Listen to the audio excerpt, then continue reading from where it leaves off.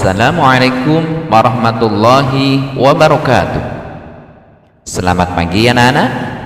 Bagaimana kabarnya hari ini? Semoga kalian semua dalam keadaan sehat dan tetap semangat belajar. Jangan lupa tetap patuhi protokol kesehatan dengan cara cuci tangan pakai sabun, gunakan masker, dan jauhi kerumunan. Sebelum kita mulai pembelajaran, mari kita awali dengan baca basmalah. Bismillahirrahmanirrahim. Anak-anak, hari ini kita akan belajar tema 2, selalu berhemat energi. Subtema 1, sumber energi. Pembelajaran 2 dan 3.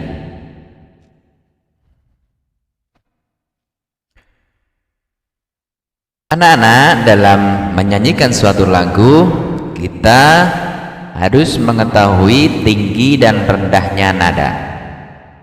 Nada adalah bunyi yang beraturan.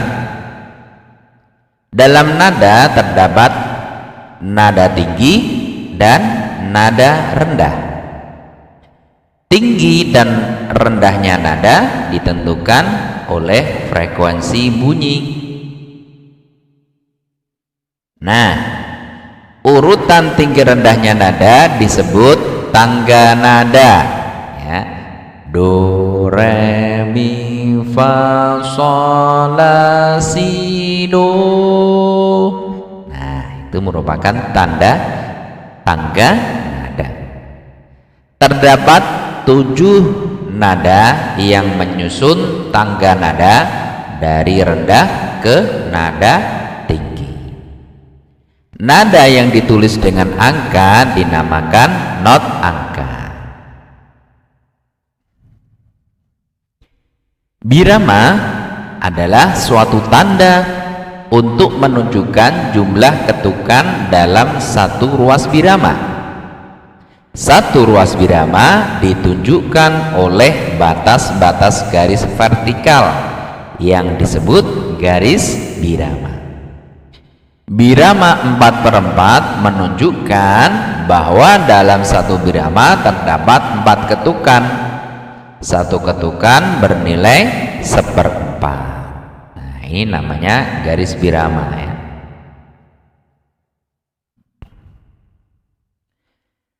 Anak-anak, lagu merupakan salah satu media yang dapat meningkatkan perkembangan kosakata.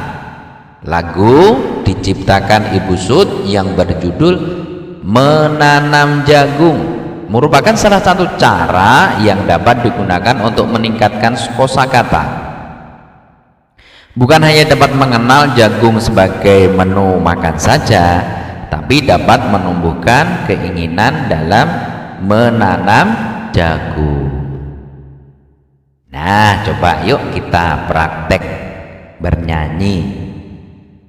Nanti kalian rekam nyanyian kalian, ya, kemudian kirim ke guru kalian, ya.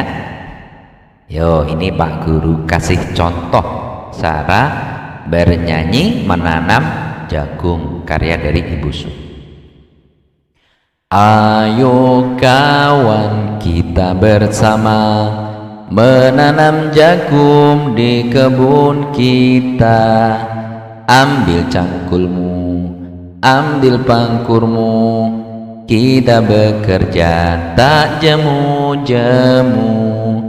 Cangkul, cangkul, cangkul yang dalam, tanahnya longgar, jagungku tanam. Beri pupuk supaya subur, tanamkan benih dengan teratur. Jagungnya besar, lebat buahnya, tentu berguna bagi semua. Cangkul, cangkul, aku gembira menanam jagung di kebun kita. Nah, kurang lebih seperti itu ya anak-anak. Silahkan nanti kalian kerjakan, kalian merekam, kemudian kalian kirimkan ke guru kalian masing-masing.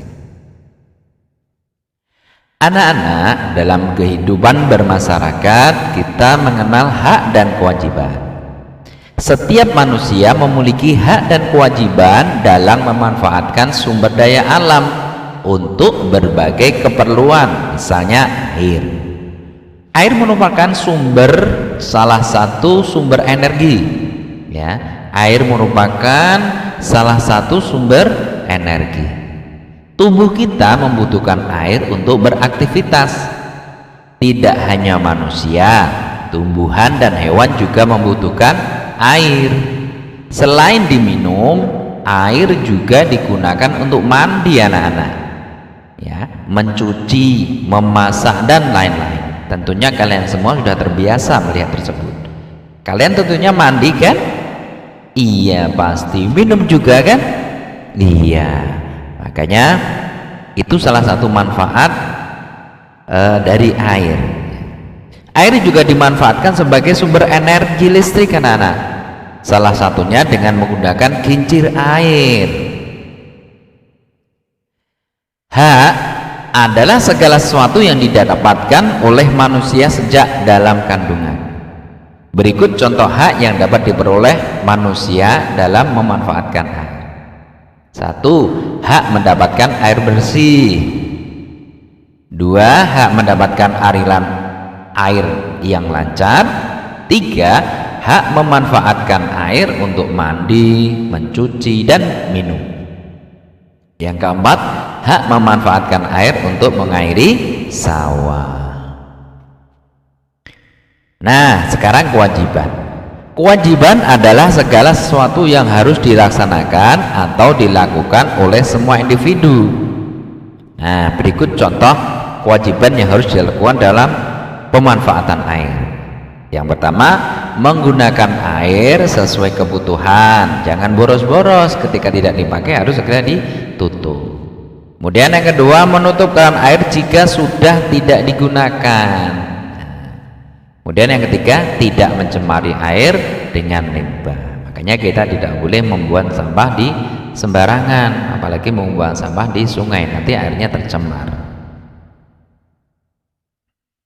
Nah, ini ada latihan yang bisa kalian kerjakan. Cukup 5 saja. Berikutnya anak-anak, di dunia ini terdapat berbagai energi. Di antaranya adalah energi angin. Angin merupakan udara yang bergerak.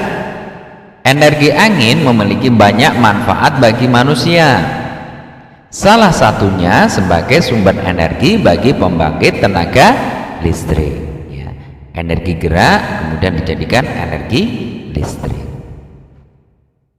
Proses terjadinya angin secara terstruktur ada 3 proses terjadinya angin.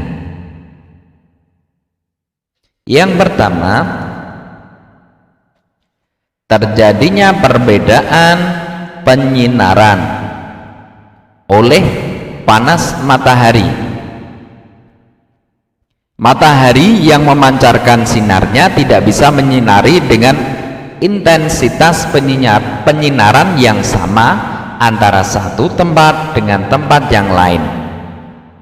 Pastilah ada perbedaan wilayah atau tempat perihal penerimaan sinar matahari ini. Perbedaan radiasi atau cahaya matahari inilah yang menjadi dasar terbentuknya angin. Nah, itu terjadinya perbedaan penyinaran sehingga terjadinya angin. Kemudian yang kedua, terjadinya pengembangan udara atau pemuaian udara.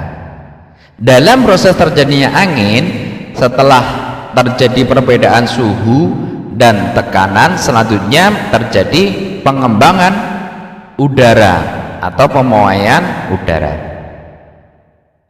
Hal ini terjadi karena adanya perbedaan tekanan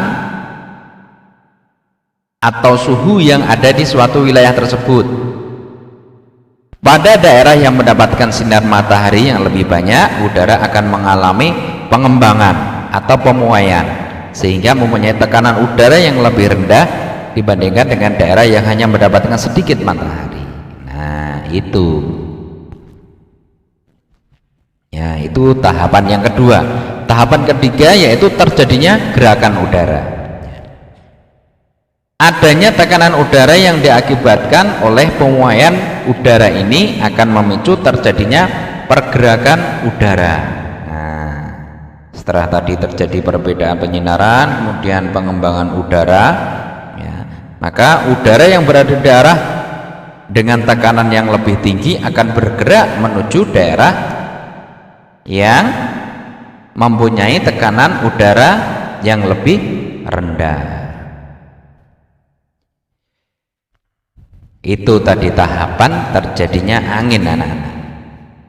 Gerakan angin mengandung energi yang dapat dimanfaatkan manusia untuk mengeringkan pakaian dan rambut. Angin juga dapat dimanfaatkan nelayan untuk menggerakkan perahu layar. Energi angin dapat menggerakkan kincir angin. Tiupan angin menerpa baling-baling kincir angin sehingga berputar. Angin menerpa baling-baling kincir angin sehingga kincir tersebut berputar. Putaran kincir angin menghasilkan energi gerak.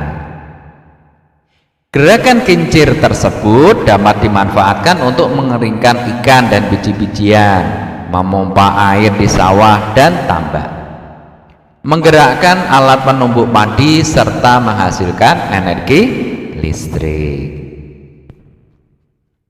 Di negara Belanda terdapat kurang lebih 1000 kincir angin vertikal kuno.